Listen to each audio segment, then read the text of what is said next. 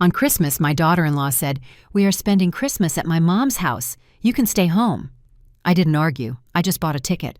When I posted the photos, my phone wouldn't stop ringing. Who was the man sitting next to me? That sentence, those 11 words shattered me. It wasn't a scream. It wasn't a punch. It was worse. It was the tone. That tone you use when you talk to someone who no longer matters. As if I were an old piece of furniture cluttering up the living room. You can stay home. You. Not Mom Eleanor. Not mother-in-law. You. As if I were the building superintendent. As if I wasn't the one paying for the electricity that lit the table where we ate dinner. As if I wasn't the one who bought the turkey she didn't even know how to cook. It was December 15th.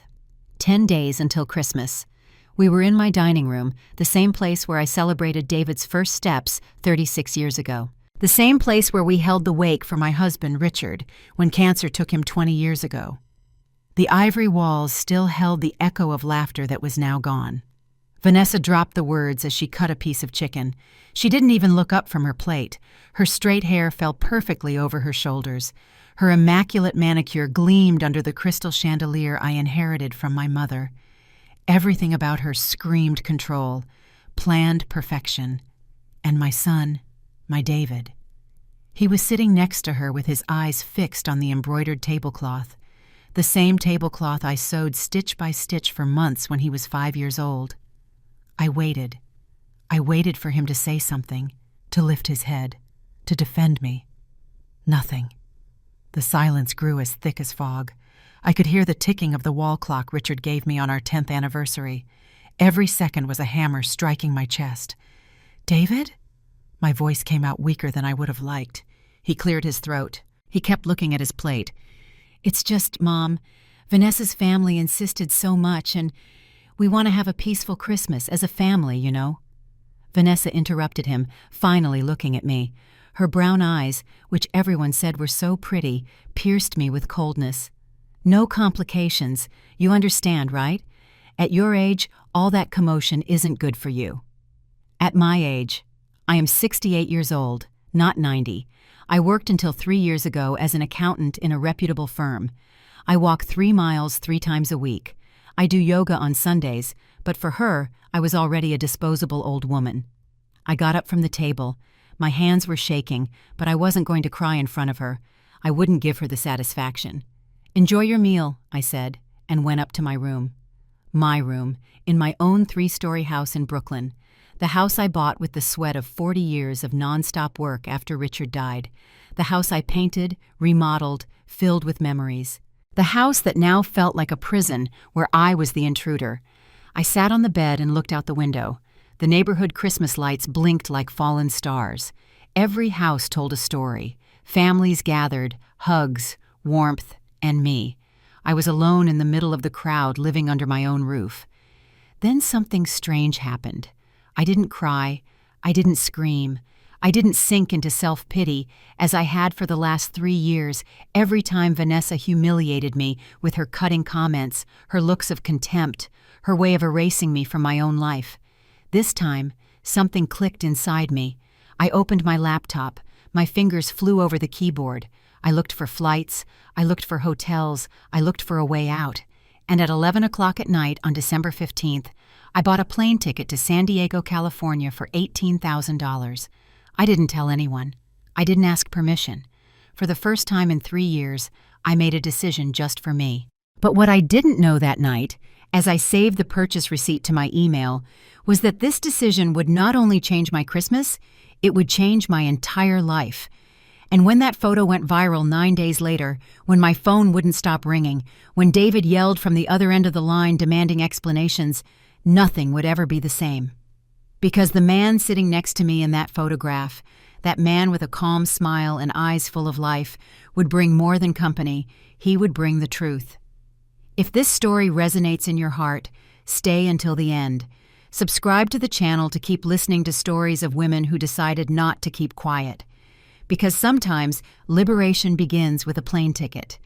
I closed the laptop, I took a deep breath, and for the first time in a very long time, I smiled. The war was just beginning, but this time I would choose the battlefield. 3 years. 3 years living under my roof, and I had become invisible in my own home. How did I get here? At what point did I allow my life to become this? I go back to February of 2021. David arrived with 2 suitcases and a look of defeat that broke my heart. "Mom, we lost the apartment." I didn't need him to explain more. The pandemic had hit hard. His graphic design business had collapsed, clients disappeared, debts grew, and the bank doesn't forgive. "It's only temporary," Vanessa said that first day, walking into my house with designer sunglasses and dragging 4 expensive suitcases. 6 months maximum while we recover. I opened the doors of my home. What else could I do? He was my son, my only son. The first 2 months were tolerable. Vanessa complained about everything. The mattress was too hard, the water took too long to heat up, the internet signal was slow, but she stayed in her space. David worked on his laptop from the dining room. I cooked for the 3 of us. We were a family trying to survive. But then something changed. The 3rd month, Vanessa came down one morning with a decoration magazine in her hand. "Eleanor, can we talk?" It was no longer Mrs. Eleanor. It was no longer Mom. Just Eleanor, as if we were roommates. "This sideboard," she pointed to the solid cherry cabinet that my grandmother had brought from Boston in 1952, the oldest piece in the family, the heart of my dining room. "It just doesn't go with the modern vibe of the house anymore. How about we change it?" I felt an emptiness in my stomach. "That piece is over 70 years old, Vanessa. It's a family heirloom." She wrinkled her nose. "It just looks so old, so dark. It makes the whole space feel heavy." "It is old," I replied, trying to sound firm. "That's why it's valuable." "Oh, Eleanor, don't be so old-fashioned." She laughed as if I had said something silly. "Sometimes you have to let go of the past for the future to come in, don't you think?" David was in the kitchen making coffee. He heard everything. I looked at him. I waited for his support. "Mom, it's just a piece of furniture," he said without turning around. "It's just a piece of furniture." Those 4 words took my breath away. 3 weeks later, I returned from my yoga class and the sideboard was gone. In its place was a minimalist, white, cold, soulless display cabinet from IKEA. "Where is the sideboard?" My words came out as a muffled whisper. "I sold it on Facebook Marketplace," Vanessa replied, while taking photos of the new furniture for her Instagram. "I got $8,000 for it. Not bad for such an old piece of junk, right? With that, I helped pay for this month's groceries. You're welcome, by the way." $8,000. A piece of furniture worth more than $150,000. A piece of my history. A gift from my grandmother before she died. Sold as if it were trash. I ran to my room. That time I did cry. I cried like I hadn't cried since Richard's funeral. Because it wasn't just the furniture. It was the message. You're not in charge here anymore. You don't decide anymore. You don't matter anymore. And David?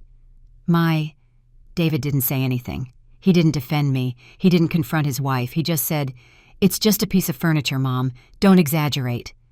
But it didn't end there. The curtains embroidered by my mother, the ones with peonies and hummingbirds, disappeared the following week. "Too busy," Vanessa decreed, replacing them with gray roller blinds. The pictures from the flea market that I bought on my trips to South Carolina and Texas were relegated to the utility room. "They don't match the aesthetic," she explained as she hung up graceless geometric prints. My German porcelain dinnerware, the set it took me 2 years of saving to buy, the one I only used on special occasions, was suddenly her daily dinnerware. "Oh, Eleanor, if you don't use it, why do you have it?" she said as she served cereal on a plate that cost $1,200. And I kept silent. Why? Because I was afraid. Afraid that David would get angry. Afraid of being left alone. Afraid of being the difficult mother-in-law, the bitter old lady, the one who doesn't understand. So I swallowed my words, over and over and over again, until I could no longer recognize my own voice. One random Tuesday, I think it was October of 2022, I went down for breakfast and found the kitchen empty, silent. It had always been my ritual, making drip coffee, toast, sliced fruit.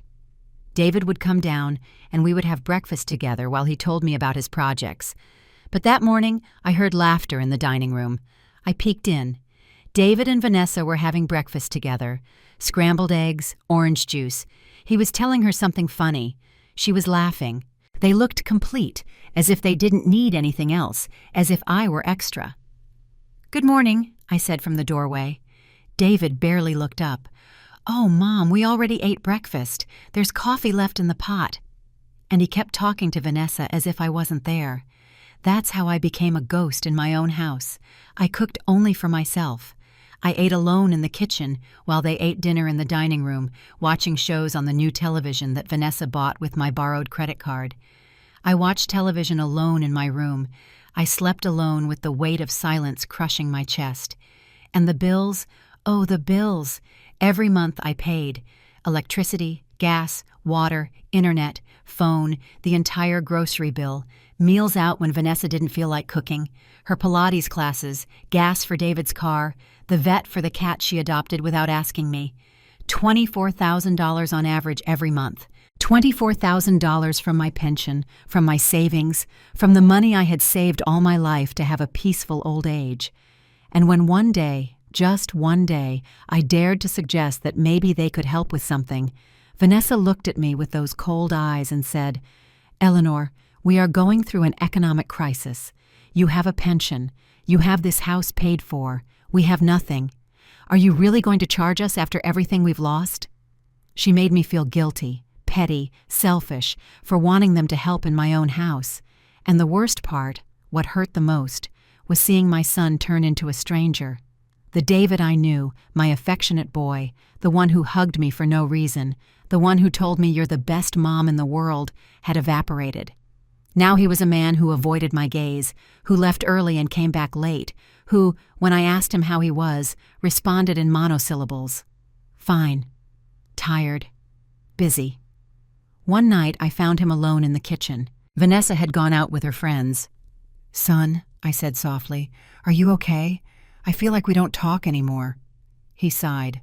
A long, resigned sigh. "Mom, you just don't understand the pressure I'm under. Vanessa is stressed.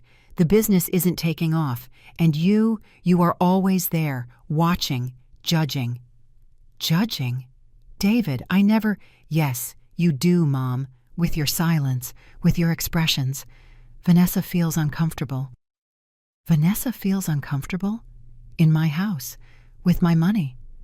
After selling my memories, she felt uncomfortable. I didn't say anything else that night. I just went up to my room, closed the door, and sat in the darkness. And there, in that dense silence that smelled of defeat, I realized something terrifying. I had become an expert at swallowing my words, until I could no longer recognize my own voice. But I still didn't know that the final blow would come wrapped in Christmas paper and served in my own dining room. December 15th was just around the corner, and with it, the sentence that would change everything. I became an expert at swallowing my words, until I could no longer recognize my own voice. Do you know what it feels like to become a whisper in your own life?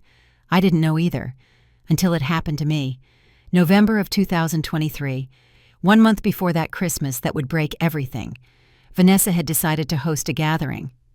An intimate get-together with friends, she told me while I was washing the breakfast dishes.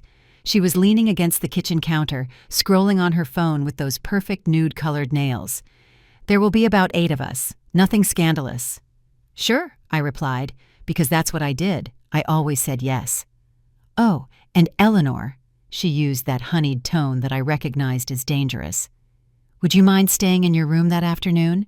We're going to use the living room and the dining room, and we don't want you to feel uncomfortable with all the noise." My hands stopped in the soapy water.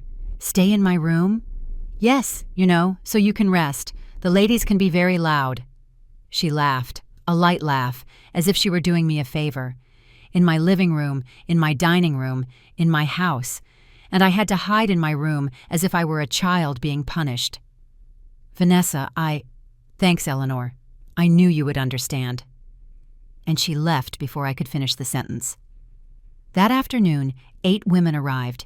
Heels, expensive perfumes, practiced laughter. They walked into my house as if it were a rented event hall. I was in my room, with the door closed, listening to their voices cut through the walls. "What a beautiful house, Vanny." Vanny, that's what they called her, as if she were the owner. "Yes, we've done several remodels. I have a good eye for decoration." Vanessa's voice floated, proud.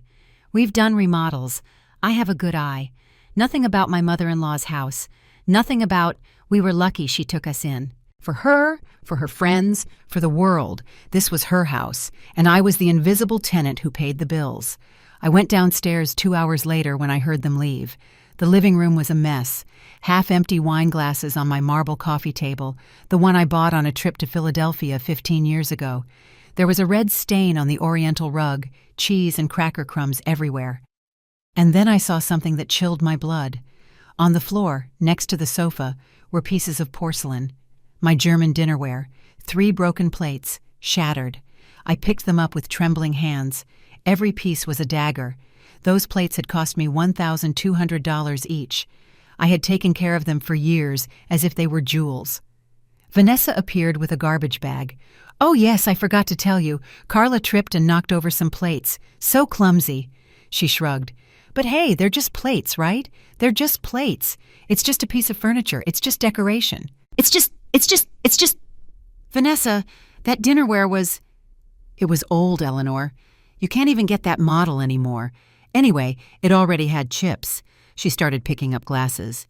"You should buy something more modern, more practical." Chips. My plates didn't have a single scratch before she arrived. I washed them by hand. I kept them with tissue paper between each one. But now they had chips, like me, like my life, chipped by the passage of someone who valued nothing. "Help me clean up, okay? I'm exhausted from hosting." She handed me the garbage bag. And I cleaned. I picked up the wreckage of my dinnerware. I wiped up the wine stains. I straightened the furniture. I washed the glasses, as if I were the housekeeper in my own home. David arrived late that night. He found Vanessa in bed watching social media videos. "How was your get-together, honey?" "Wonderful. Your friends are the best." He smiled. He lay down next to her. He didn't come down to say hello to me. He didn't ask how my day had been. I was in the kitchen, eating dinner alone. Again. Toast and chamomile tea. The silence of that house shouted louder than any insult. The following days were a blur of the same thing. Vanessa redecorating. Vanessa buying things with my borrowed money. Vanessa complaining about the cold, the heat, the food, the noise from the street. My way of walking that made the stairs creak. And I swallowing everything. Every word I wanted to shout. Every complaint that died in my throat. Until the nativity scene episode. I still have, a figure of the nativity scene at the entrance. My mother brought it from the old Catholic church when I was 10 years old. It's not large, it's not ostentatious, but to me, it was everything. Every time I left the house, I touched it and asked for protection. One day I came back from the grocery store and the figure was gone. "Where is the figure from the entrance?" I asked Vanessa. She was painting her nails in the dining room. She didn't even look up. "Oh yes, I put it away in a box in the utility room. It was all dusty and kind of ugly. It takes away from the elegance of the entrance." Ugly. My nativity scene was ugly. Something inside me broke. Small, imperceptible, like a fissure in glass. But it broke. "Vanessa, that image is sacred to me." "Oh, Eleanor, don't be dramatic. God is everywhere. You don't need an old statuette to believe." She blew on her nails. "Besides, I already bought a decorative mirror for that space. It will look much better." A mirror, instead of my nativity scene, so Vanessa could see herself reflected every time she walked in. How appropriate. I went up to the utility room. There was my nativity scene, crammed into a cardboard box along with old cables and shoes nobody wore anymore. I took it out. I wiped the dust off with my sweater, and I took it up to my room, because that was the only space where I could still have something of my own. The weeks passed like a runaway train, getting smaller every day, quieter every day, more non-existent every day. I stopped going down for breakfast. They weren't waiting for me anyway. I stopped cooking for 3. They ate out or ordered delivery. I stopped trying to talk to David. His answers were monosyllables or screens. I became a shadow, a ghost, an echo of what I once was. And then December arrived. Christmas lights began to appear in the neighborhood, Christmas carols in the stores, the smell of hot cocoa and gingerbread cookies in the streets. I used to love Christmas. It was the time when my house came to life. I decorated every corner. I cooked recipes my mother taught me. I invited the neighbors over. We laughed. We sang. We were family. But this year Christmas smelled of defeat. Vanessa hung minimalist white LED lights where colorful garlands used to be.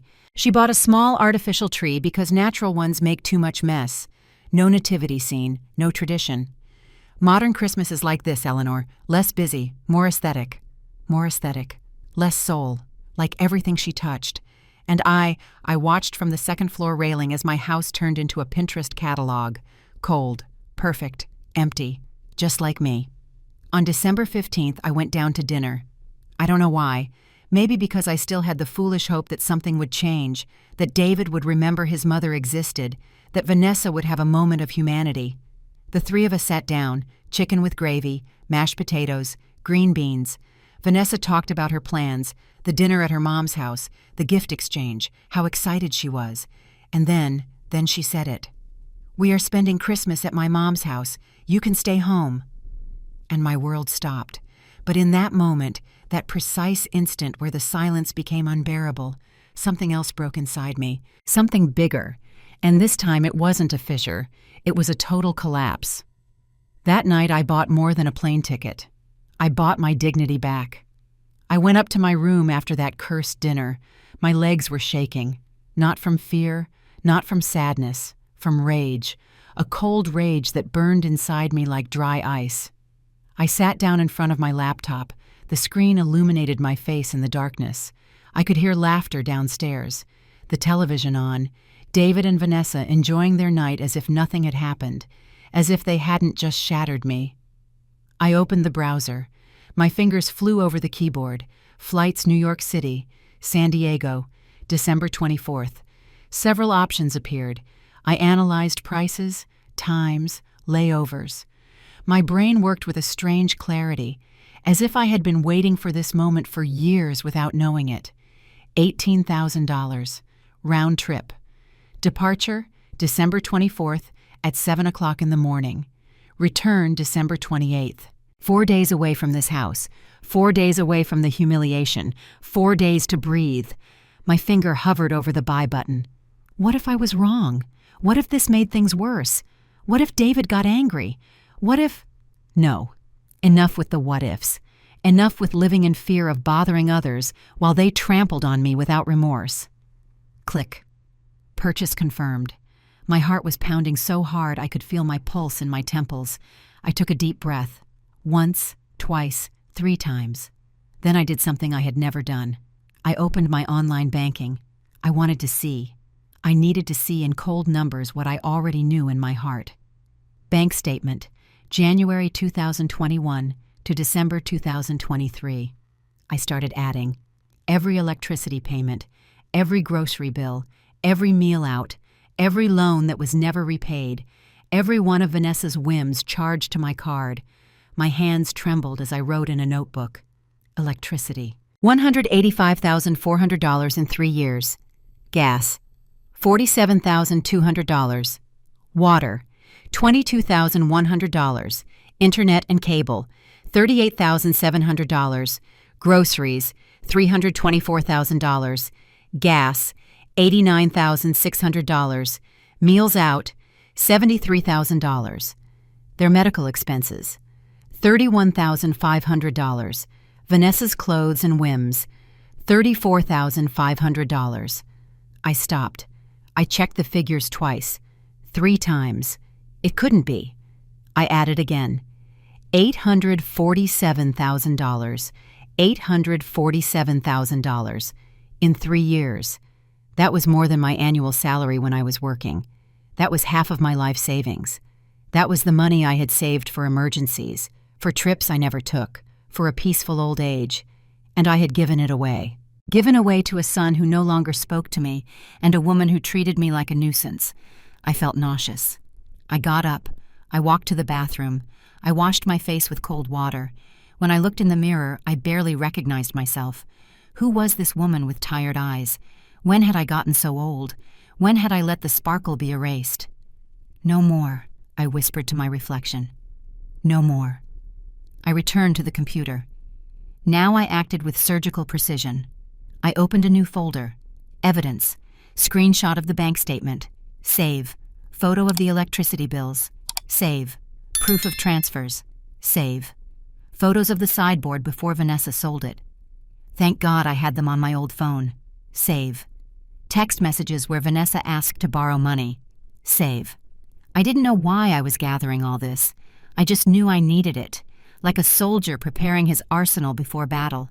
Then I dialed a number I had saved months ago. 3 rings. Hello? Trish? Eleanor? Oh, friend, what a miracle. How are you? Trisha. My college friend. The only friend I didn't push aside when I married Richard. The one who visited me every week when he died. The one who always told me, Elle, you're gold. Don't forget it. And I had forgotten. My voice broke. Trish, I need to get out of here. Silence on the other end. Then, what happened?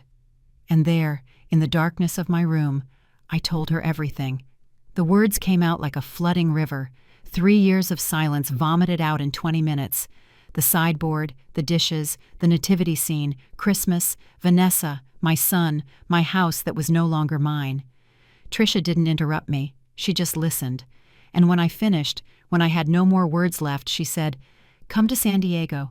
Spend Christmas with me." I already bought the ticket. Seriously? She laughed. A warm laugh that made me remember who I was before I became a ghost. Oh, Elle, I knew you were in there.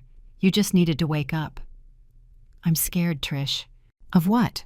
Of losing David forever if I leave. Another pause. Then, with that wisdom only years can give, Elle, do you really have him now? That question pierced me like a bullet. No, I didn't have him. I hadn't had my son for months, maybe years. What I had was a stranger who carried his name and his face, but no longer his heart. Come, Trisha repeated, and bring nice clothes. We are going to remind you who you are. We hung up after 2 o'clock in the morning. I lay down but couldn't sleep. A movie was playing in my mind. My life over the last 3 years. Every humiliation, every swallowed silence, every piece of myself I had given away hoping. For what? Love, gratitude, respect? None of that came. Only more humiliation, more silence, more absence. At 6 o'clock in the morning, I got up. I went down to the kitchen. I made coffee. I took out a piece of paper and a pen. I wrote, I will be spending Christmas away. Have a good one. Short, direct, no explanations. Because I didn't owe them explanations anymore. I left the note on the dining room table next to the coffee maker. Then I went up and started packing. I took the suitcase out of the closet. That blue suitcase Richard gave me for our 15th anniversary. So you can travel the world, my love, he had told me. I never used it. Now I would. I folded clothes carefully, not the old clothes I wore to be at home, not the worn-out sweats or the shapeless blouses.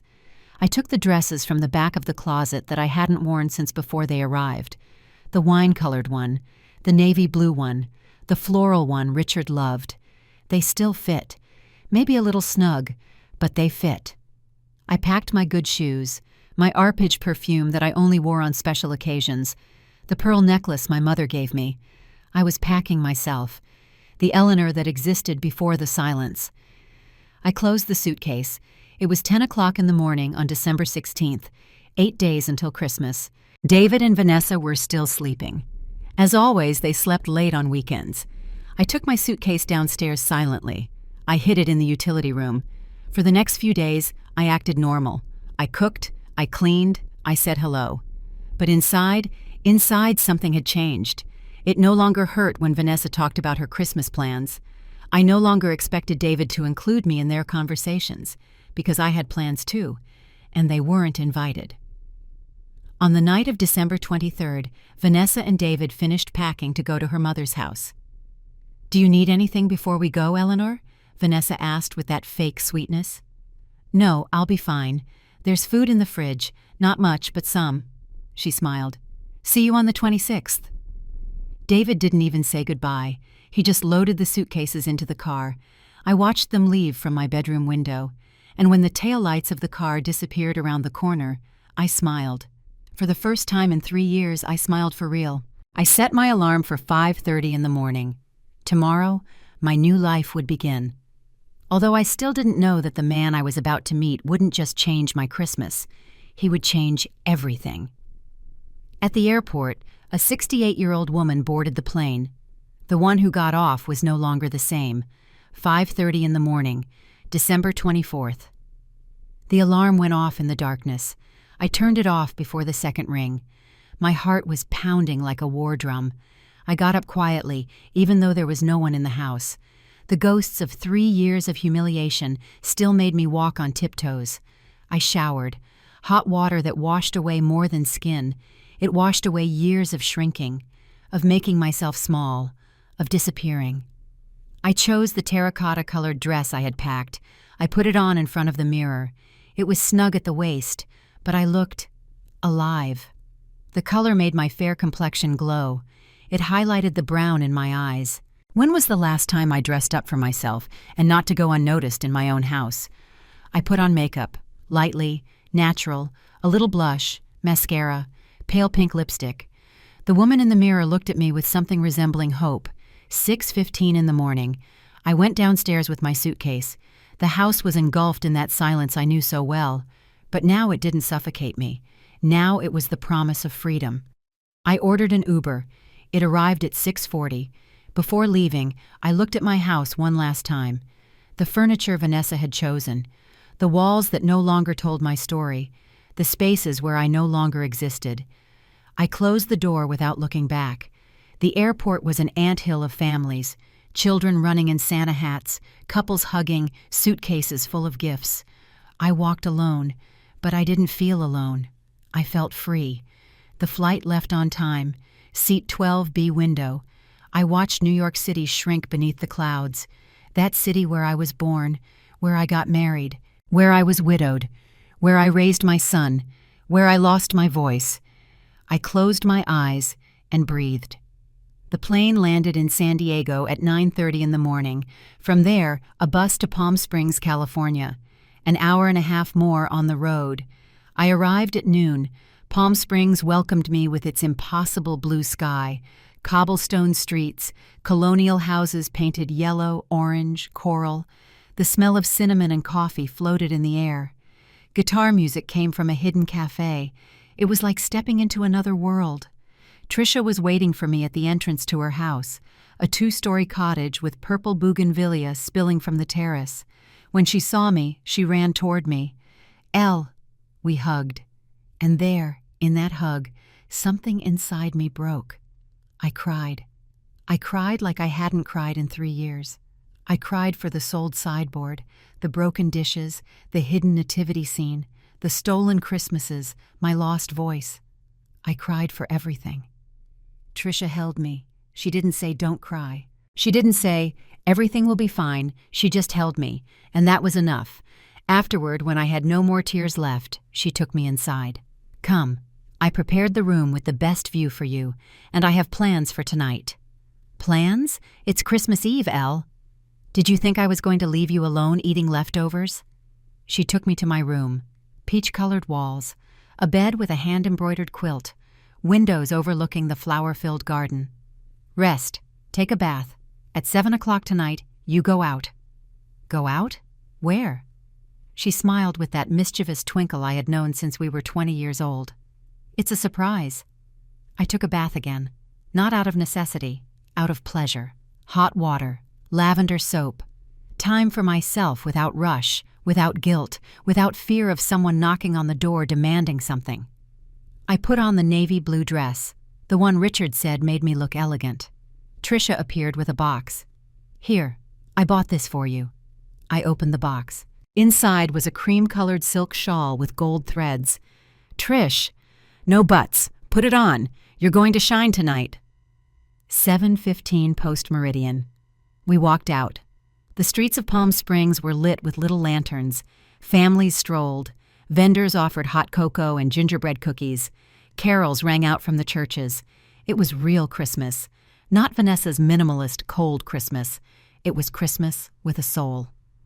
"Where are we going?" I asked. "To James and Martha's house. Friends you are going to love.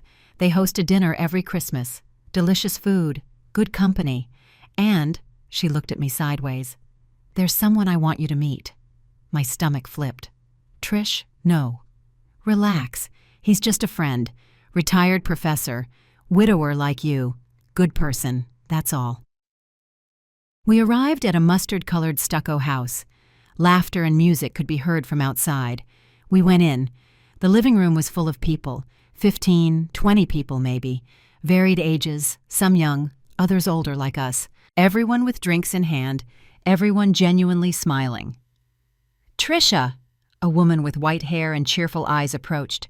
"You're just in time, and you must be Eleanor." "Martha, this is my best friend Elle." "Welcome, dear. There are no strangers here, only family we haven't met yet." They introduced me to everyone, names I immediately forgot due to nerves, but kind faces, warm hands, genuine hugs. And then I saw him. On the patio, looking at the city lights, there was a man.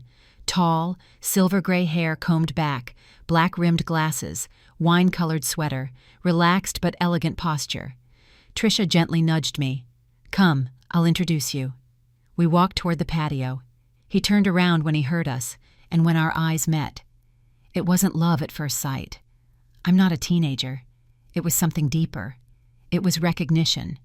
As if my soul said, "Ah, here is someone who understands the language of pain and survival." "Albert, this is Eleanor. Elle, this is Al. Pleased to meet you." His voice was deep, soft, confident. He extended his hand. I took it. His handshake was firm, but warm. "The pleasure is mine," I replied. Trisha disappeared with an excuse about helping in the kitchen. We were left alone. "Trisha told me you came from New York City." "Yes. I needed air." He smiled, as if he understood more than I said. "I also came to Palm Springs looking for air 5 years ago, after my wife died." "I'm sorry. I'm sorry for your loss, too." Trisha didn't tell me details, but she mentioned you've had a difficult time. I don't know what came over me. Maybe it was the distance from my house, maybe his non-judgmental look, maybe the wine Martha had given me. I told him everything. Not everything. Everything, but enough. The sideboard, the plates, Vanessa, the dinner sentence from December 15th. He listened without interrupting. His eyes never left mine, and when I finished, he sighed deeply. "Do you know what the problem is with being a good person, Eleanor?" "What?" "That people confuse kindness with weakness, and they take advantage of you until you're dry." Those words hit me in the chest. "I was the same way," he continued. "After Helen died, my kids wanted to sell the family house, divide everything immediately, as if the memories weren't worth anything, as if I didn't matter." He took off his glasses. He cleaned them. One day I looked in the mirror and didn't recognize myself. I had let pain and guilt turn me into someone who says yes to everything. "And what did you do?" "I came to Palm Springs, alone. I told them the house was mine and would remain mine until I decided otherwise. They got angry. They stopped talking to me for 2 months. He smiled. They were the best 2 months of my life." I laughed. For the first time in I don't know how long, I laughed wholeheartedly. "And after that?"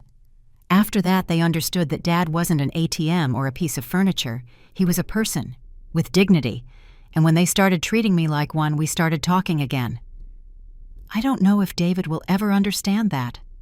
Maybe he will, maybe he won't. But that's not your problem, Eleanor. Your problem is that you've forgotten that you also have the right to be happy. Those words pierced me. The right to be happy. When did I stop believing I deserved that? The dinner was beautiful. Roast turkey, cranberry sauce, sweet potato casserole, hot spiced cider with a kick, pumpkin pie even though it wasn't the season, laughter, stories, toasts. Al sat next to me. We talked about everything. About books. He had been a literature professor. About travel. About food. About life. There was no flirting. There were no innuendos. Just 2 people sharing a table and a conversation. But when our hands brushed passing the bread, I felt something I hadn't felt in years: hope. At 11 o'clock at night, Martha brought out her camera. Group photo, everyone to the patio. We arranged ourselves. Tricia pulled me forward. Al ended up next to me. "Say Merry Christmas!" Flash. One more. "Now the one sitting down." I sat in one of the patio chairs. Al sat next to me. Behind us, the lights of Palm Springs twinkled like fallen stars. Tricia took the photo with my phone. "Perfect," she said, looking at the screen. I didn't think much of it at the moment. I didn't know that photo, that simple photo of two people smiling under the Christmas sky, was going to change absolutely everything. We returned to Tricia's house after midnight. We walked slowly along the cobblestone streets. "What did you think of Al?" "He's nice." "Only nice?" She smiled. "Trish, I'm 68 years old. I'm not looking for romance." "You're not looking for it, but maybe it found you." I laughed. But deep down, my heart was beating with something I thought was dead: excitement. Before going to sleep, I checked my phone for the first time all day. 0 calls from David, 0 messages. It didn't surprise me. It didn't hurt me. It just confirmed what I already knew. But tomorrow everything was going to change, because Tricia had already uploaded that photo to my Facebook and the phone was about to explode. A single image, 847 likes, and my phone wouldn't stop ringing. December 25th, 11:37 in the morning. I woke up with the sun streaming through the window. Golden light, warm. The kind of light I hadn't seen in years, because in my house I always kept the curtains closed so as not to damage Vanessa's new furniture. I stretched in bed. No rush, no guilt. Without that knot in my stomach wondering what humiliation awaited me today. It smelled of freshly brewed coffee. I went downstairs in my pajamas, something I never did in my house. I always had to be dressed, put together, presentable, lest Vanessa see me disheveled and comment on the importance of taking care of oneself at any age. Tricia was in the kitchen making breakfast burritos. "Good morning, Sleeping Beauty." "Good morning. I slept like I haven't slept in years." "That's what happens when you sleep without ghosts in your head." She poured me coffee. "How are you this morning?" "Good. Really good, actually. I uploaded the dinner photos to Facebook last night. Have you seen them?" "I haven't checked my phone." "Oh, Elle, you have to get up to date. People react fast. Look." She took out her phone. She showed me my Facebook profile. There it was. The photo from last night. Albert and me sitting on the patio, him in his wine sweater and his calm smile, me in my navy blue dress and the gold shawl, the lights of Palm Springs in the background like a Christmas postcard. But it wasn't the photo that caught my attention. It was the caption Tricia had written. "The happiest Christmas in years. Thank you, Al, for this beautiful company." My stomach flipped. "Al, Trish, why did you put that?" "Because it's true. You were happy last night, and he had a lot to do with it." She winked at me. "Besides, what's wrong with it? It's just a photo." Just a photo. It had 847 likes, 156 comments. I started reading. "Mrs. Eleanor, you look so lovely. Merry Christmas." Mrs. Smith, my neighbor. "But how elegant. And that gentleman, new boyfriend." Lupita, the corner store owner. "Aunt Elle, you look beautiful. You were keeping the secret from us. Ha ha ha ha." Sophia, my niece, and more and more and more. Most were nice messages. Congratulations. People surprised to see me smiling like that. But then I saw one that chilled my blood. "Eleanor, where are you? David asked us if we knew anything. Call him." Barbara, my best friend. I checked the time of the comment. 9:15 in the morning, 2 hours ago. I grabbed my phone. I had left it on silent since last night. When I unlocked the screen, it almost fell out of my hands. 23 missed calls from David, 17 text messages, 5 emails, 3 voicemails. My heart was pounding in my ears. I opened the text messages. David's messages started calmly. 7:42 in the morning. "Mom, where are you?" "You're not home." 8:03 in the morning. "Mom, please answer. We're worried." 8:31 in the morning. "Mom, I saw your Facebook. Who is that man?" And after that? After that, they became desperate. 9:12 in the morning. Mom, answer. Vanessa saw the photo. She's very upset. 9:28 in the morning. Why are you doing this to us? Why didn't you tell us you were going out with someone? 9:45 in the morning. The neighbors are asking. Vanessa's family saw the photo. I need you to call me. 10:18 in the morning. Mom, this is very irresponsible. You have to give us an explanation. Vanessa's messages were direct and venomous. 9:35 in the morning. Eleanor, how embarrassing. What are people going to say? 9:51 in the morning. David is very upset about your behavior. You should think about your family before making these scenes. 10:33 in the morning. Everyone has seen the photo now. Who is that man? Since when do you go out with people? At your age? At my age. There it was again. That phrase that reminded me that for them, I no longer had the right to live. Tricia looked at me worriedly. What's wrong? I showed her the messages. Oh, Elle. But she didn't look surprised. She looked satisfied. It was only a matter of time. A matter of time for what? For them to realize you're not a piece of furniture they can store in the basement when they don't need you. My phone started ringing. David. I looked at the screen, the name blinking. The photo of him I still had saved from 5 years ago when he was truly smiling. Tricia put her hand over mine. Are you going to answer? I took a deep breath.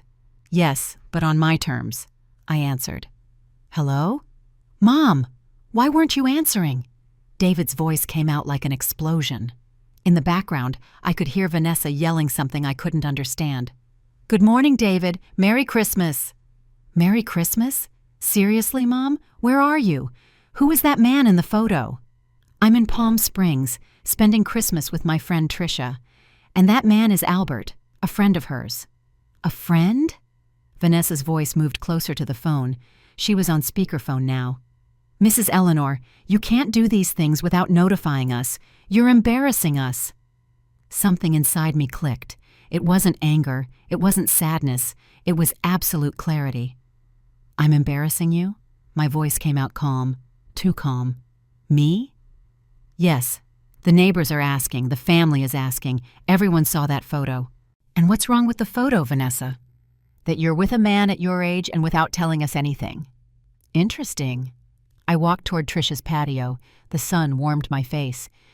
Because I don't remember you asking my permission to spend Christmas without me. Silence. Mom, that's different, David started. Different? Why? Because you have the right to make plans and I don't? It's because we are a couple, Vanessa exploded.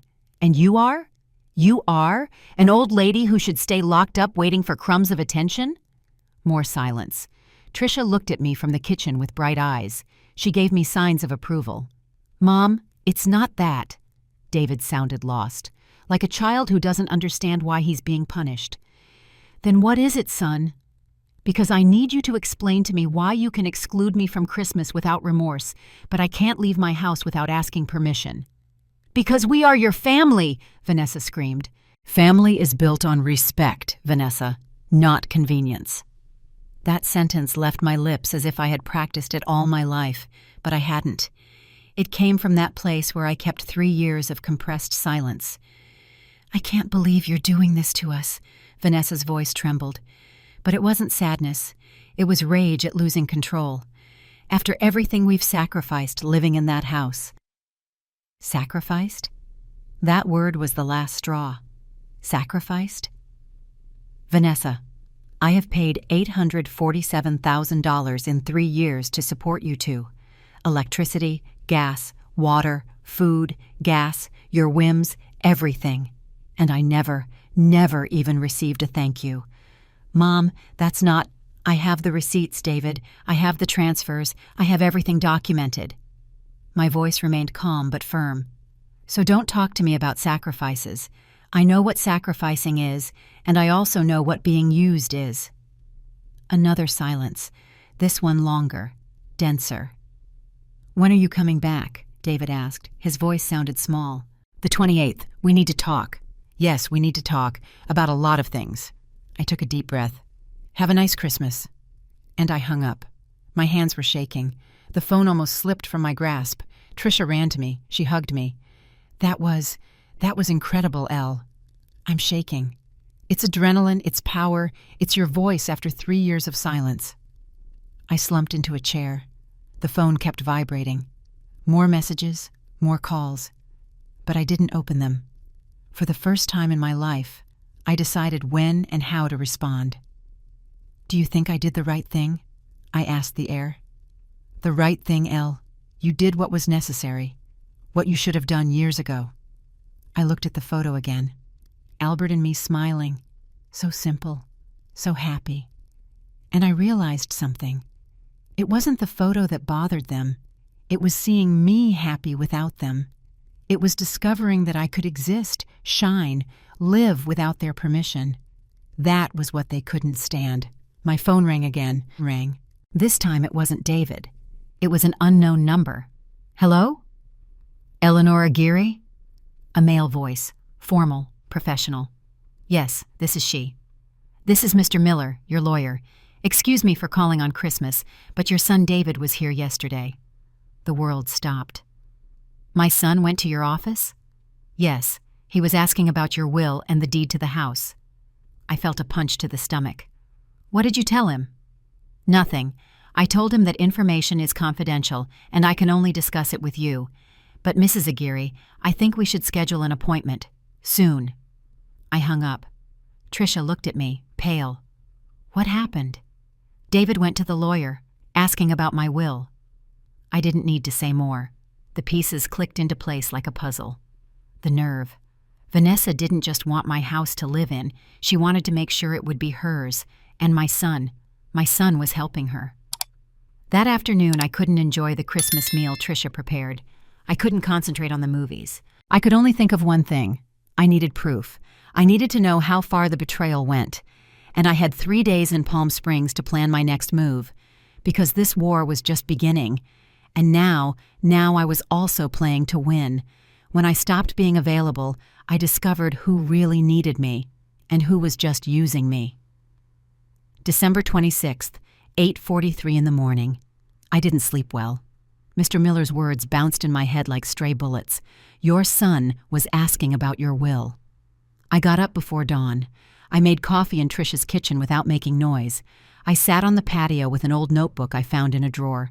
And I started writing. Everything I remembered, everything I had, everything I needed. February 2021. David and Vanessa move in temporarily. April 2021. Vanessa sells the sideboard without permission. $8,000. June 2021. My mother's embroidered curtains disappear. August 2021. First time I use my borrowed card. $15,000 for Vanessa's clothes. The list grew and grew. 3 years of petty thefts, small humiliations, small deaths of my dignity. And at the end of the list, I wrote, December 2023. David asks about the will without my knowledge. Tricia appeared with 2 cups of hot chocolate. "Since what time have you been awake?" "Since 5. She sat next to me. She looked at my list. "Oh, Elle. I need to understand what's happening. I need to know what they're planning. What are you going to do?" "I don't know yet, but I can't go back to that house without a plan." My phone vibrated. David again. This time I answered on the 3rd ring. "Hello?" "Mom." His voice sounded tired, broken. "We need to talk." "I'm listening." "Not over the phone. When you get back, please." There was something in his tone, something different. It wasn't anger. It wasn't demanding. It was fear. "Did something happen, David?" Long silence, heavy breathing. She's very upset. She says we can't trust you anymore. She says the photo was an act of rebellion to humiliate us." "Humiliate them? I just spent Christmas with a friend." "I know. I told her that. But she says you're changing, that you're becoming selfish." Selfish. For having my own life. For smiling in a photo. For existing without her permission. "And what do you think, David?" Another silence. "I don't know what to think, Mom. I'm confused. Vanessa says one thing, you say another. And you what?" "I just want us to be family again." Those words pierced me. Because they came from the boy I raised, from the son I built with my own hands after Richard died, from the David that existed before Vanessa. But I also knew that that David might not exist anymore. Son, I need to ask you something, and I need you to be honest. What? Why did you go to see my lawyer? The silence was so long I thought he had hung up. How do you know that? He called me. He is my lawyer, David. It's his job to notify me when someone asks about my documents. Mom, it was Vanessa's idea. I don't care whose idea it was. I asked you why. She says we should be prepared, in case something happens to you, to know how things are. In case something happens to me. I'm 68 years old, David, not 90. I am completely healthy. I know, but what? Are you waiting for me to die soon to get the house? No, Mom, it's not that. Then what is it? Because from where I'm standing, it looks like you are planning my funeral while I'm still breathing. I heard him cry, contained sobs, like when he was 7 and fell off his bike. I didn't mean to. I didn't want to. Vanessa said it was just to be informed, that you hadn't told us anything about your will and that it was important to know it. I went because she insisted so much that I thought she was right. My son, my boy, so manipulated that he no longer knew where his voice ended and hers began. David, listen to me closely. My will is my decision. My house is my legacy. And when I die, which I hope will be many years from now, everything will be managed as I decide. Do you understand? Yes. And if you want to continue living in my house, we are going to have to establish new rules, because what has happened these 3 years will not continue. What do you mean? We'll talk about it when I get back, the 28th in the afternoon. I'll expect you in the dining room at 6. Mom, I love you, son, but I won't let you or anyone disrespect me in my own house. I hung up. My hands were trembling, but not from fear, from determination. Trisha hugged me from behind. I'm proud of you. I'm scared, Trish. Fear means you care, but you're not going to let fear paralyze you, are you? No, not anymore. That afternoon, we went for a walk in Palm Springs. I needed to clear my head. We went into an art gallery, then a bookstore that smelled of old paper and coffee.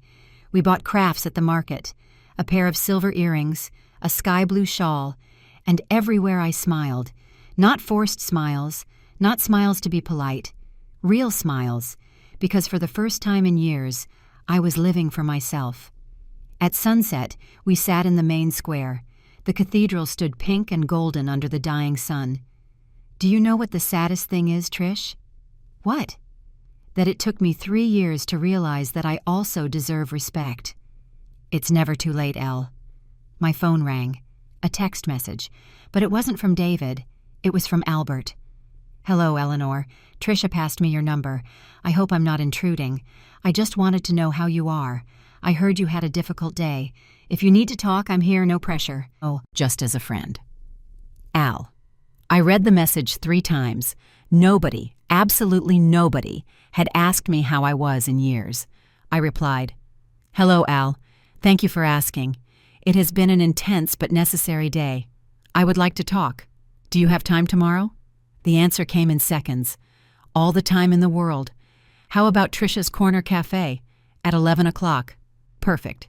See you there. Trisha looked at me with that knowing smile. What? Nothing. Just that 3 days ago you arrived here broken, and now you're making plans with a man who treats you like a person. It's just coffee, Trish. Sure, just coffee. She laughed. With the man in the photo who drove your daughter-in-law crazy. And we both laughed. That night I checked my emails. There was one from Mr. Miller, the lawyer. Mrs. Eleanor, I confirmed the appointment for January 3rd at 10 o'clock in the morning at my office. It is important that we discuss the modifications you wish to make to your will and the legal measures we can take to protect your assets.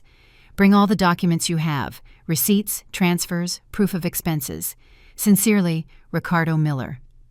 I closed the laptop. The plan was forming in my head like a puzzle. But one piece was still missing. I needed clear evidence of Vanessa's intentions. I needed to hear from her own mouth what she was planning. and I had exactly one idea of how to get it. December 27th, 11 o'clock in the morning. The cafe smelled of cinnamon and brown sugar.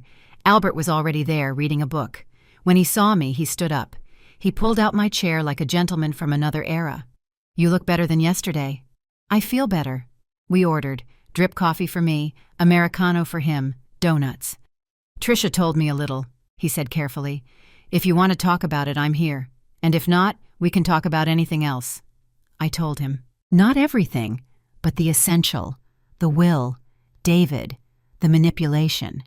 He listened without interrupting, without judging, without giving unrequested advice.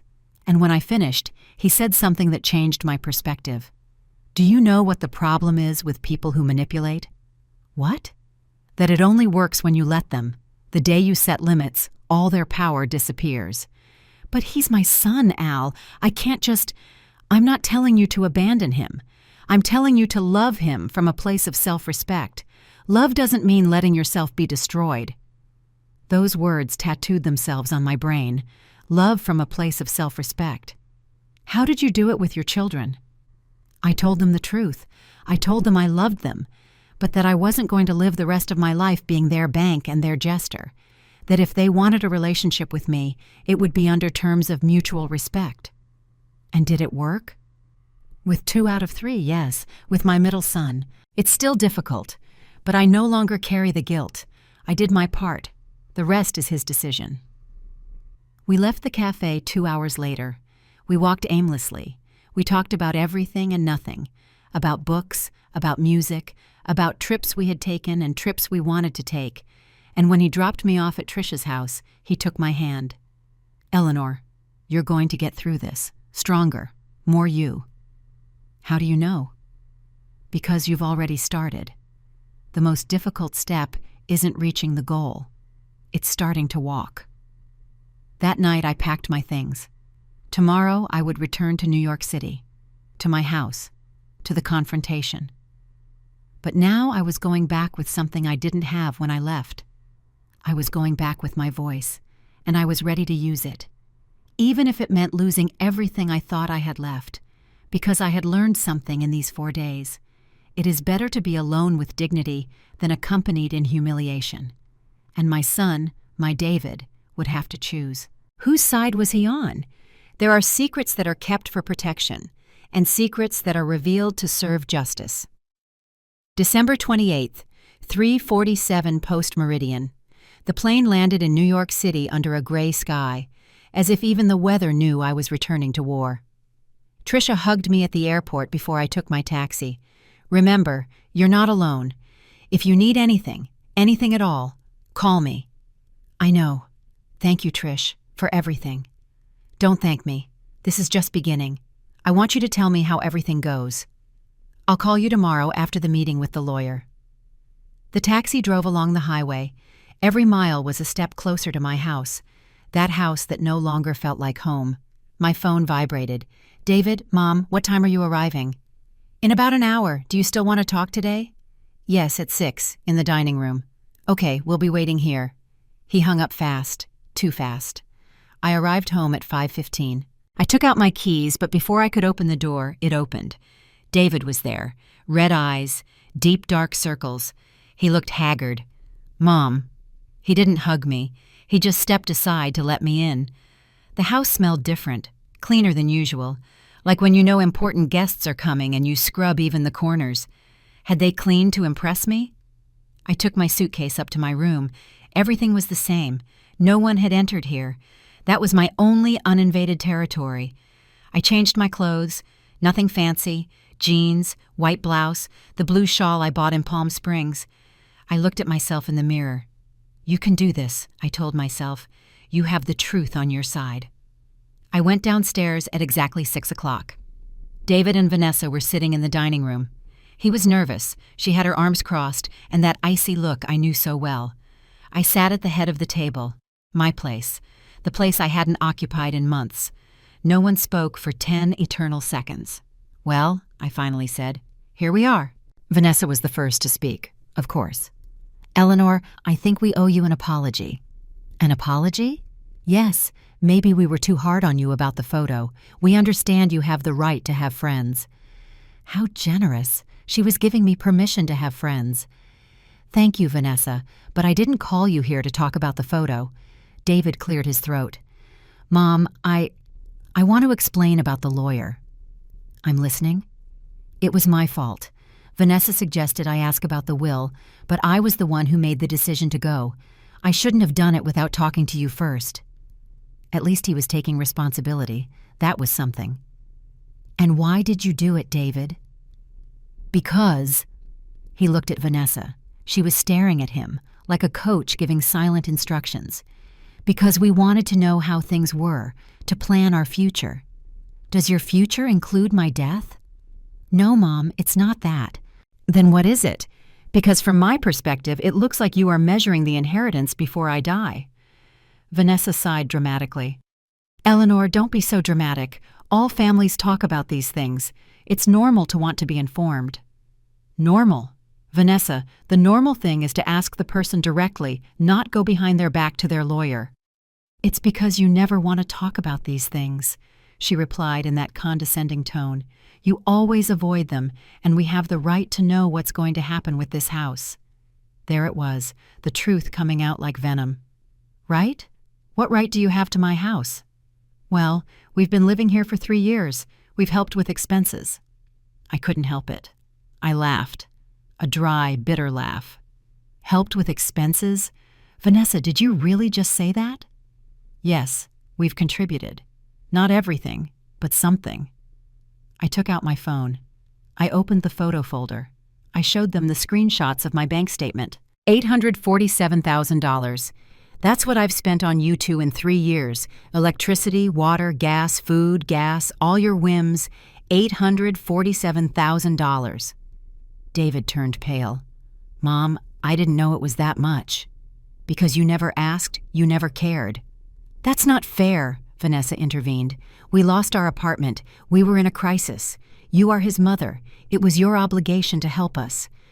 Obligation? My obligation was to raise him until he was an adult. And I did that. What happened afterward was my generosity. Generosity that you confused with weakness. Vanessa stood up from the chair. I knew it. I knew this trip to Palm Springs was to turn you against us. I bet that friend of yours filled your head with ideas. Nobody filled my head with anything. They just helped me remember that I also deserve respect. Respect? And what about our respect? You embarrassed us with that photo. Everyone asking who that man was, as if you were a young girl looking for romance. And what if I were? I'm 68 years old, Vanessa. I'm not dead. And I don't need your permission to live my life. David, say something. Vanessa grabbed his arm, but my son had his head in his hands. Shut up, Vanessa. Just shut up. It was the first time in 3 years I heard him stop her. Vanessa froze. What did you say? I said, shut up. Mom is right. About everything. He raised his face. There were tears in his eyes. We've been ungrateful. I've been ungrateful. Vanessa. No, Vanessa. She's right. My mom opened her house to us. She supported us. She paid for everything. And we treated her like a nuisance. She also has fault. She plays the victim but never says anything. How are we supposed to know she's upset if she doesn't speak? Because she shouldn't have to speak. It's her house. We should have had the decency to respect her without her asking. Vanessa grabbed her purse. I'm not staying to listen to this. If you're going to take her side, that's up to you. She walked toward the door. She turned around. But let this be clear, Eleanor. If you kick us out, you will be completely alone, without a son, without future grandchildren, without family. Is that what you want? Her words were designed to hurt me. And yes, they hurt. But not like before. Vanessa, if the only way to have family is by sacrificing my dignity, I prefer solitude. She let out a cruel laugh. Well, what a sad life for you. And she slammed the door shut. David and I were left in silence. The wall clock read 6:47 post-meridian. I'm sorry, Mom. His voice was broken. Forgive me. For everything. For being a coward. For not defending you. For letting her. For letting all this happen. David wiped his tears. When Dad died, you became my hero. You worked double. You gave me everything. You never complained. And I grew up thinking it was normal. That moms were indestructible, that they would always be there no matter how you treated them. And when I met Vanessa, I fell in love, and little by little I let her decide for me. It was easier to go along with her than to confront her, and you never said anything, so I assumed it was okay. And the will? He lowered his head. It was her idea. She said we should make sure the house was in my name, that you might make a change and leave us out, that we needed to protect ourselves. Protect yourselves from me, your own mother? I know, it sounds horrible. But she has a way of making everything sound reasonable, as if I were the idiot for not thinking about those things. I got up. I walked toward him. I put my hand on his shoulder. David, I love you. I will always love you. But I can't keep living like this. I know. Tomorrow I have an appointment with Mr. Miller. I'm going to modify my will. He turned pale. Are you going to leave me out? No, but I'm going to put conditions on it, and I'm going to make sure you two can't sell it or kick me out of here. It's fair. And if you keep living here, you will pay rent, $15,000 a month, market price. That's also fair. And Vanessa is going to have to apologize, truly, and respect my spaces, my things, my life. I don't know if she will accept that. Then she will have to leave, and you will have to decide if you leave with her or stay. His eyes filled with panic. Mom, you don't have to decide now, but understand this. I'm not going to be invisible in my own house anymore. It's over. He nodded, crying silently. I hugged him, like when he was a child, like when he had nightmares and I was his refuge. I love you, son, but now I also have to love myself. I understand, and I'm so sorry. That night I slept in my bed feeling something strange. Peace. Fear, yes. Uncertainty, too. But above all, peace. Because I no longer carried the weight of silence. And tomorrow, the real change would begin. Sometimes, to discover the truth, you have to pretend weakness. December 29th, 7:23 in the morning. I woke up with the sun barely peeking out. I had slept better than in months, despite everything, or perhaps precisely because of everything. I went down to make coffee. The house was silent. David had surely spent the night awake. Vanessa hadn't returned, or so I thought. When I walked into the kitchen, she was there, sitting at the counter, phone in hand, perfectly made up at 7 o'clock in the morning, as if nothing had happened. Good morning, Eleanor. Her tone was sweet, too sweet, like poisoned honey. Good morning. I prepared my coffee in silence. I could feel her gaze fixed on my back. Eleanor, I think things got out of hand last night. I didn't answer. I just kept stirring my coffee. We all said things we didn't mean. The heat of the moment, you know. I turned around. I looked her directly in the eyes. You didn't mean what you said? She laughed, light, fake. Of course not. I appreciate you, Eleanor. You are my husband's mother. We are family. Family. That word she used as a shield when it suited her. Vanessa, where is this going? What do you mean? This act. What do you want? Her smile trembled slightly. For a second. But I saw it. I just want us to have peace. To be the family we were again. The family where I paid for everything and you did whatever you wanted. Her gaze hardened, but she quickly softened it again. Look, I know the money thing bothers you. That's fine. David and I talked. We can start contributing. How much? What? How much can you contribute? Well, I don't know, $5,000 a month. $5,000. Out of the $15,000 I was going to ask for rent, and out of the $24,000 average I spent on them. I see. It's just that David's business is just getting back on its feet, Eleanor. We can't give more, but it's something, right? It's a gesture of good faith. A gesture after $847,000. And in exchange for that gesture? In exchange? She feigned surprise. Nothing. Just that, well, since we're going to contribute, It would be fair for us to have some say in the house decisions, don't you think? There it was, the hook under the bait. What kind of decisions? Normal things. If we're going to remodel something, if we're going to make changes, to feel more a part of this. Vanessa, you already made changes. You sold my furniture. You changed my decor. You threw away things that were important to me. Oh, Eleanor, that was a long time ago. We need to get over it, right? Get over it. As if my memories were garbage I had to forget. In that moment, something clicked in my head. This conversation needed to be recorded. Let me think about your proposal, I said. I need time. Of course, take all the time you need. She stood up. Oh, and Eleanor, about the will? My heart sped up, but I kept my face neutral. What about it? I understand you want to make changes. It's your right. I just hope you remember that David is your only son, and that this house has been his home for 3 years. It would be sad if, because of a misunderstanding, he lost what is rightfully his. Rightfully his. Yes, you are not going to live forever, Eleanor. And when you are no longer here, this house should belong to David. It's the fair thing to do. It's what any mother would do. There it was, no filter, no disguises, waiting for my death to take everything. You're right, I said with a tired voice. I feigned weakness. It's just, I'm confused. I don't know what to do. Her eyes gleamed, like a shark smelling blood. Oh, Eleanor, it's normal to be confused at your age. That's why it's important to trust your family. We only want the best for you. You do? Of course. Look, why don't you cancel that appointment with the lawyer?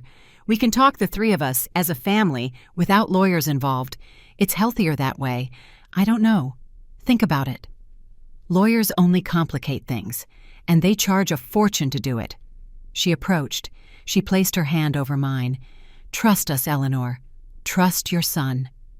I looked into her eyes, those eyes I once thought were pretty. Now I only saw calculation, manipulation, coldness. Okay, I'll think about it. She smiled victoriously. I knew you would come to your senses. You're an intelligent woman. She left the kitchen humming a song. I waited 5 minutes, 10, until I was sure she went up to her room. Then I took my phone out of my robe. I had recorded the entire conversation. Every word, every phrase, every veiled threat. You are not going to live forever, Eleanor. This house should belong to David. Cancel that appointment with the lawyer. My hands trembled as I saved the audio in 3 different places. My phone, my email, the cloud. Tricia was right. Manipulators only have power when there are no witnesses. I went up to my room. I called Mr. Miller. Mrs. Eleanor, good morning. Good morning, counselor. I confirmed tomorrow's 10 o'clock appointment. Perfect. Are you bringing the documents I asked for? Yes. And I have something else. A recording. Recording? Of my daughter-in-law admitting she wants me to cancel the appointment with you, and talking about the house as if it were already hers.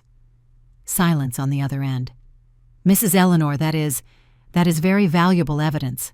Bring it tomorrow, and I think we should consider stronger measures of protection. Such as? An irrevocable trust, a life estate, clauses that prevent the sale of the property, and depending on what you show me tomorrow, perhaps a restraining order if we consider there is a risk. Risk? Mrs. Eleanor, when there is so much money involved and someone is waiting for you to die, precautions must be taken. His words chilled my blood. Was I really at risk? Vanessa was capable of— No, I didn't want to think about that, but I couldn't be naive either. I'll see you tomorrow, counselor. Until tomorrow. And Mrs. Eleanor, take care. I hung up. The phone felt like a rock in my hand. I had crossed a point of no return. It was no longer just about setting boundaries. It was about protecting my life. Literally. That afternoon, I pretended to be tired. I stayed in my room. I listened to David and Vanessa talking downstairs. I couldn't hear the words, just the tones. Her, insistent. Him, hesitant. At 8 o'clock at night, David knocked on my door. Mom, can I come in? Come in. He entered with a defeated look. Vanessa told me you talked this morning. Yes, she says she offered to pay rent and that you were being difficult. Difficult? David, she offered me $5,000 when you two spend $24,000 a month. I know, I already told her. But she says it's what we can afford. And what do you say? He sat on the edge of the bed. I say she doesn't want to change anything. That she's just acting because she's afraid you'll kick her out, and that, as soon as the danger passes, everything will go back to the way it was. At least he was honest. And what do you want, son? I want this to work. I want us to be family, but... He covered his face with his hands. But I don't know if it's possible. Not while Vanessa is... the way she is. Then you'll have to make a decision. I know. He looked at me with red eyes. Mom, if you had to choose between your dignity and not being left alone, what would you choose? That question hit me in the chest, because it was exactly the question I had asked myself for 3 years. And now I had the answer. I would choose my dignity, because solitude is temporary, but losing your soul is forever. He nodded slowly. I thought you would say that. He stood up. He walked toward the door. He stopped. Mom, no matter what happens tomorrow with the lawyer, I will respect your decisions. Even if it means losing the house? Even if it means losing everything, because I already lost something more important. I lost you, and I want to get you back. He closed the door softly, and I stayed there, sitting on the bed, crying, but not from sadness, from relief. My son was still there, beneath the layers of manipulation and fear. He was still there. And tomorrow we were going to get back what Vanessa stole from us, our family, our dignity, our peace, even if it meant she left forever. Silence had weakened me, but the truth gave me back the power. January 3rd, 9:47 in the morning. I dressed carefully. Black pants, white blouse, the gray blazer I wore when I worked as an accountant. Low but firm heels. I combed my hair back. No fuss, no distractions. I put on just enough makeup to look awake, alive, in control. The woman in the mirror was no longer the same one who had fled on December 24th. This woman knew who she was, and she knew her worth. I went downstairs at 9:15. David was in the living room.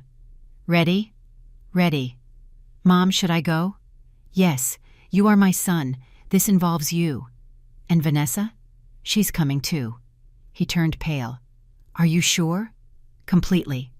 Vanessa appeared on the stairs, tight beige dress, high heels, perfect makeup, as if she were going to a business meeting. And I suppose, for her, it was. Good morning, Eleanor. Ready for our little family gathering? Her tone was light, almost mocking. She had no idea what was coming. Ready.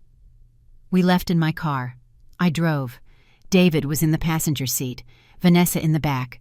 The silence was as dense as concrete.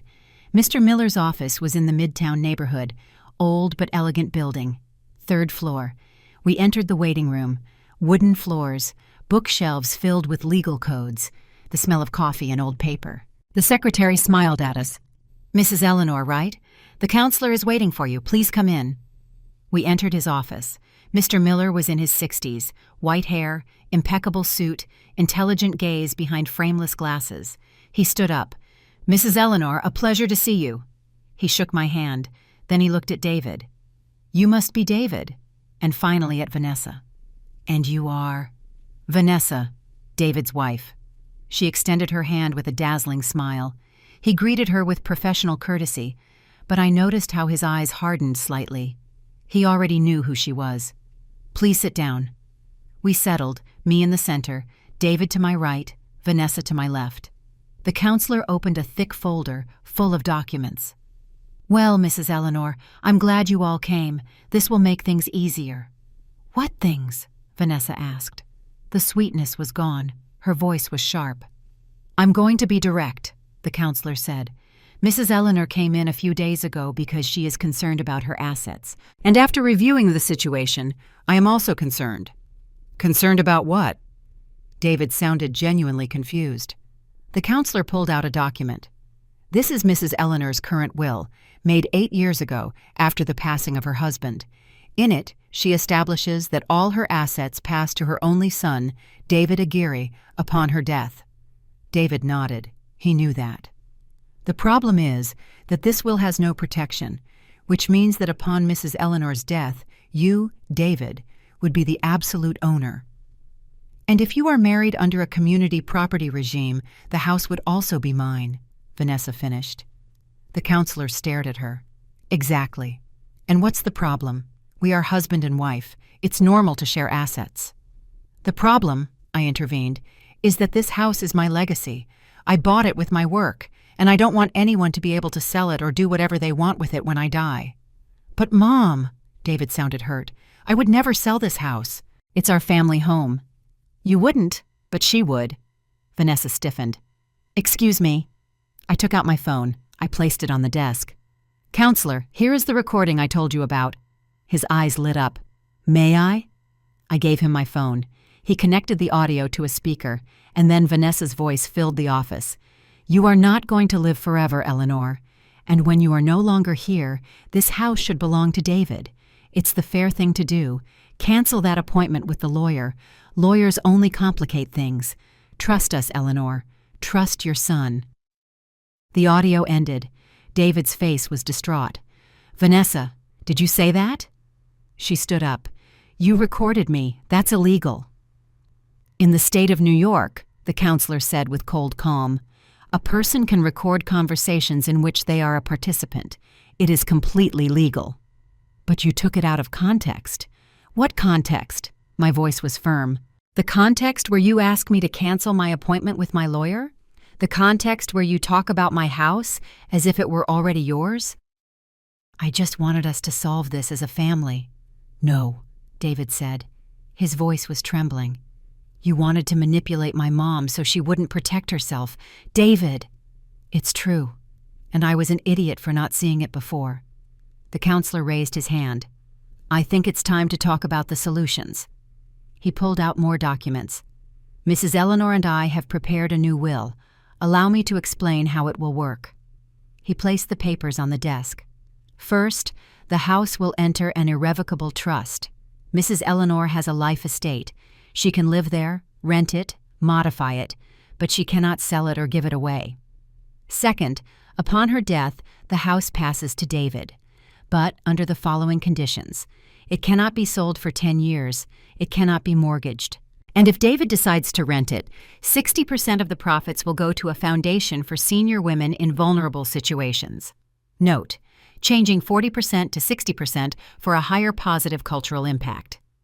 Third, if David attempts to violate these clauses, the house automatically passes to said foundation. Vanessa was livid. That's absurd. He's your son. You can't put conditions like that on him. I can and I am, I said, because this house represents 40 years of my work, and I will not allow it to end up being sold to pay for debts or whims. Fourth, the counselor continued, given that David and Vanessa currently live on the property, the following is established. If they wish to continue living there, they will pay a monthly rent of $15,000. $15,000! Vanessa screamed. He's your son. Are you going to charge your own son rent? It is the market rent for a house of that size in Brooklyn, the counselor replied. In fact, I could charge more. And fifth, I continued, if you do not agree with these conditions, you have 30 days to vacate the house. The silence that followed was deafening.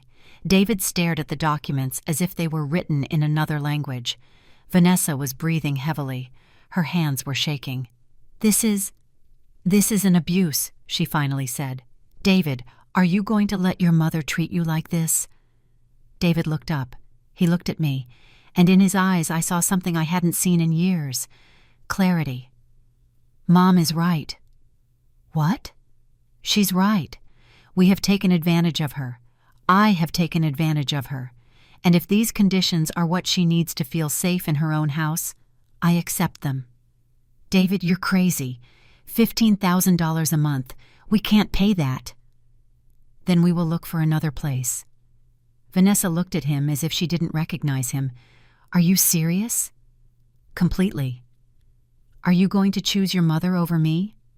I am going to choose to do the right thing. For the first time in 3 years. She grabbed her purse. She stood up. Fine. Perfect. I hope you enjoy your little house and your rules. She looked at me with pure hatred. You won, Eleanor. Congratulations. You get to keep your house and your son, but you are left alone, because no one will want to be around a bitter old woman who prefers control over family. Vanessa, the counselor said, I suggest you leave before you say anything you might legally regret. Legally? Are you threatening me? Defamation is a crime. I am just advising you. She let out a hysterical laugh. This is unbelievable. It's 3 against 1. No one is against you, David said. We are just setting boundaries that we should have set years ago. Boundaries? David, if you stay here, if you accept this, I'm leaving. We all looked at her. The ultimatum was on the table. David took a deep breath. I saw his hands tremble. I saw his eyes fill with tears. But I also saw his back straighten. Then leave. Vanessa froze. What? Leave. If you can't respect my mom, if you can't live under fair conditions, if all you want to do is control and manipulate, then I don't want to be with you anymore. David, you can't be serious. I've never been more serious in my life. She looked at each of us, seeking allies, seeking cracks. She found none. You will regret this, she said in a venomous voice. All 3 of you. And she slammed the door shut, making the bookshelves shake. The silence that remained was strange. It wasn't uncomfortable. It was liberating, like when a storm ends and the air smells like a new beginning. David sank into the chair. He covered his face with his hands, and he cried. He cried like he hadn't cried since he was a child. I got up. I knelt beside him. I hugged him. I'm sorry, Mom. I'm so sorry. It's okay, son. It's over. I loved her, or I thought I loved her, but I realized that I didn't know who I was without her telling me what to think. Now you're going to find out. The counselor gave us a few minutes. Then, with professional delicacy, Mrs. Eleanor, would you like to sign the documents? Yes. David? My son lifted his head. He wiped his tears. Me too. We signed, one by one, the documents that protected my assets, my dignity, my future, and also my son's. We left the office after noon. The sun was shining brightly. The sky was clear. What do we do now? David asked. Now we go home. We make something to eat. And we start over. Just like that? Just like that. And just that complicated. He laughed. A sad but real laugh. Mom, thank you. For what? For not giving up on me. For fighting. For reminding me who I'm supposed to be. I hugged him right there, in the street. I will always fight for you, son, but I will no longer fight against myself to do it. We arrived home at 2:00 in the afternoon. Vanessa's clothes were gone. She had emptied her side of the closet, her bathroom products, her shoes. She had left a note on the bed. David, when you come to your senses and realize the mistake you made, it will be too late. I hope your mom and her house make you happy, because I'm not going to try anymore. V. My son read the note. He folded it. He put it in his pocket. Are you okay? I asked him. No, but I will be. That night we had dinner together, just the 2 of us. I made chicken noodle soup, the one he loved as a child, sweet rolls, drip coffee. We ate in the dining room. We talked about everything and nothing, about Richard, about how much we missed him, about how he would have handled this situation, about mistakes, about lessons learned, about the future, and for the first time in 3 years, my house felt like home again. But the story wasn't over yet, because Vanessa was right about one thing. There would be consequences. And some of them would change everything in ways I never imagined. I learned that it's never too late to choose yourself. February 15th, 2 months later. I woke up to the smell of coffee coming up from the kitchen. I smiled before opening my eyes. David had started getting up early, making breakfast, seeking me out to talk before his workday began. Small gestures, but they meant everything. I went downstairs in my robe. He was at the stove making scrambled eggs. Good morning, Mom. Good morning, son. He poured me coffee without me asking, with a splash of milk, just the way I liked it. I have 3 meetings with potential clients today, he said, as he put the plates on the table. If it goes well, I could have the business back by June. I'm so glad. And, Mom, I have something to tell you. His tone was serious. My heart sped up. What's wrong? I found an apartment, small, in Queens. I'm going to move there. I felt a hollow in my stomach. You're leaving? It's not that I want to leave, but I need to learn to stand on my own 2 feet, to not depend on you, to be the man Dad would have wanted me to be. He took my hand. I'm going to pay my rent there. I'm going to cook my own food. I'm going to do my own laundry. All the things I stopped doing because it was easier for you to do them. My eyes filled with tears. I'm proud of you.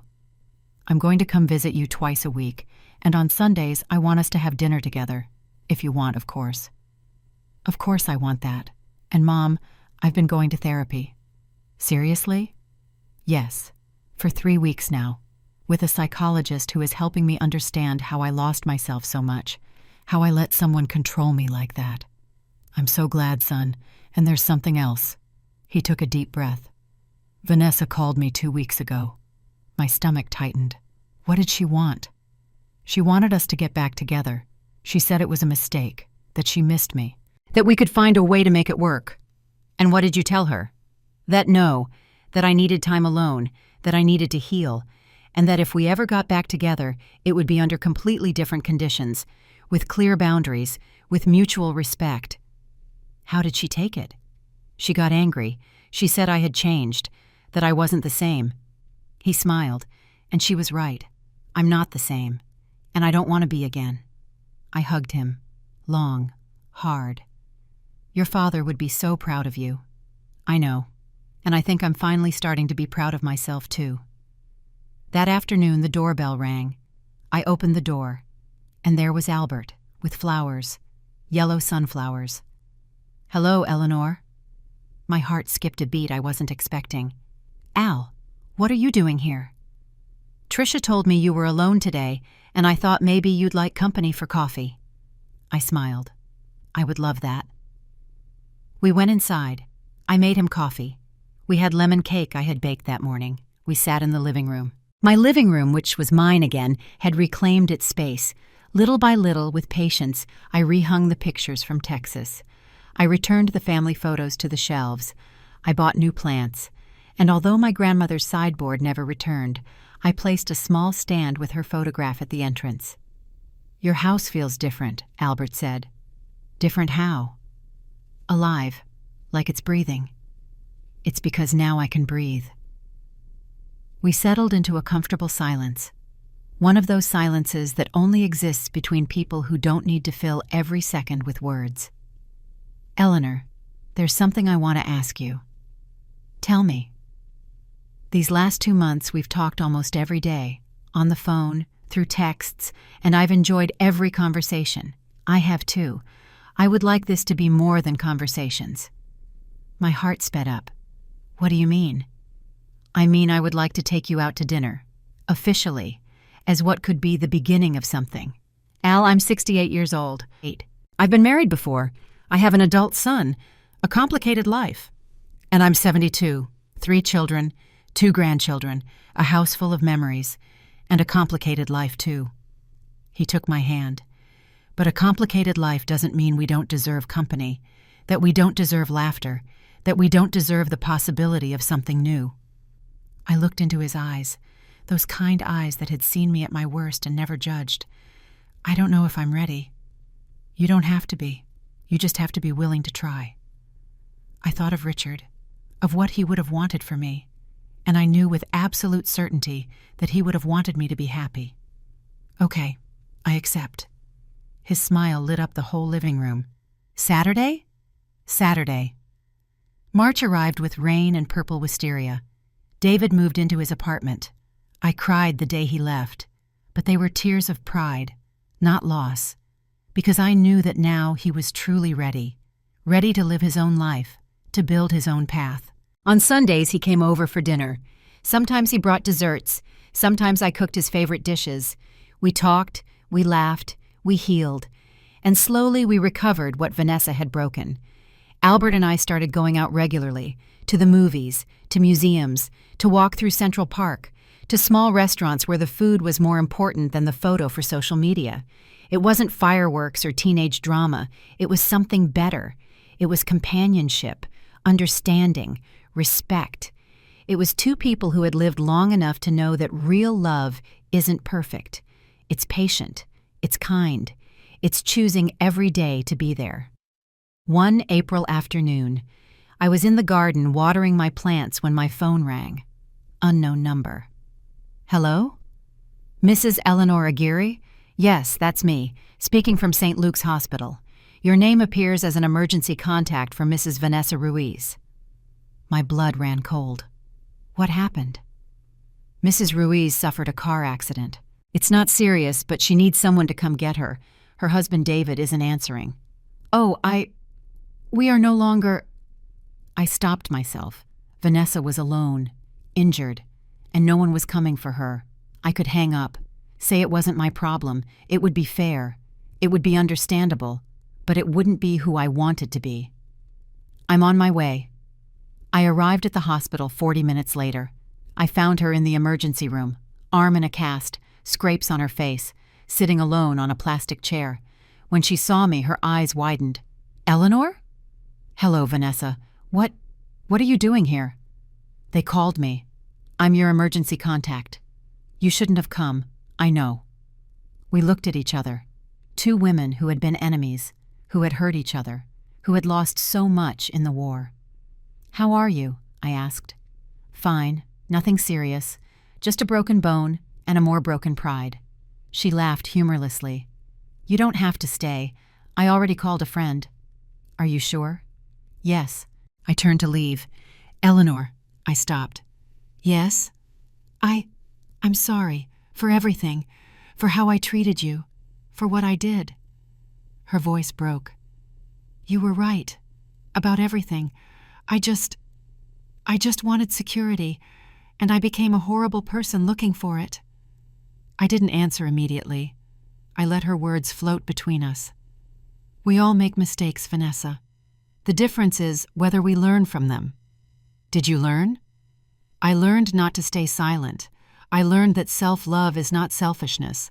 I learned that it's okay to set boundaries. She nodded slowly. David is better off without me. David is better off being himself, with or without you. That is the difference. Do you think he can ever forgive me? I don't know. But start by forgiving yourself, and then work on being someone who deserves forgiveness. Her friend arrived 15 minutes later. I said goodbye. As I was leaving, Vanessa called out to me one last time. Eleanor. Yes? Thank you for coming. Even though I didn't deserve it. We all deserve compassion, at least once. I left the hospital feeling something strange. It wasn't joy at her pain, it was peace. Peace from knowing that I chose to be a better person than the pain they caused me. December arrived again, 1 year since that Christmas that changed everything. This time the house was full. David and his new girlfriend Andrea, a kind architect who looked at him with genuine respect. Tricia, who had come from Palm Springs. Albert, of course. Two neighbors who always supported me. And me. In my house. My space. My recovered home. I cooked turkey with stuffing, sweet potato casserole, spiced cider with a kick, pumpkin pie because I liked it even though it wasn't the season. We laughed, we sang carols, we exchanged small but meaningful gifts, and when we raised our glasses to toast, I looked around the table. These were the people I chose to have in my life, and the ones who chose me. A toast? Albert proposed. Yes, everyone responded. I stood up, glass in hand. I want to toast to second chances, to learning to say no, to finding your voice after years of silence, to the children who learn to grow up, to the friends who hold your hand, to the loves that arrive when you least expect them. Everyone raised their glasses. And to remembering, I continued, that it is never, ever too late to choose yourself. Cheers! The glasses clinked. The music played. Laughter filled my house. And there, surrounded by light and love and recovered dignity, I understood something profound. The true wealth was never the house. It was recovering my soul. That night, after everyone left, I sat on my bed. I took out a photo, the photo from that Christmas in Palm Springs, Albert and me smiling, the photo that changed everything. And I smiled, Because that woman in the photo, that woman who dared to buy a plane ticket, who dared to set boundaries, who dared to reclaim her life, that woman was me. And I was never going to forget it again. If you are listening to this story and you feel invisible in your own house, let me tell you something I learned along the way. You are worthy. Your dignity is non-negotiable. Your voice deserves to be heard. And it is never, listen closely, never too late to reclaim your life. I was 68 years old when I decided enough was enough. How old are you? The answer doesn't matter. What matters is this. Today can be your day one, the day you buy the ticket, the day you set the boundary, the day you say, no more. Because true wealth is not in what you possess, but in what you do not allow them to take from you. Your peace, your dignity, your right to be happy. Don't give it away, never again. If this story touched your heart, I want to know where you are listening from. Write your city or state in the comments.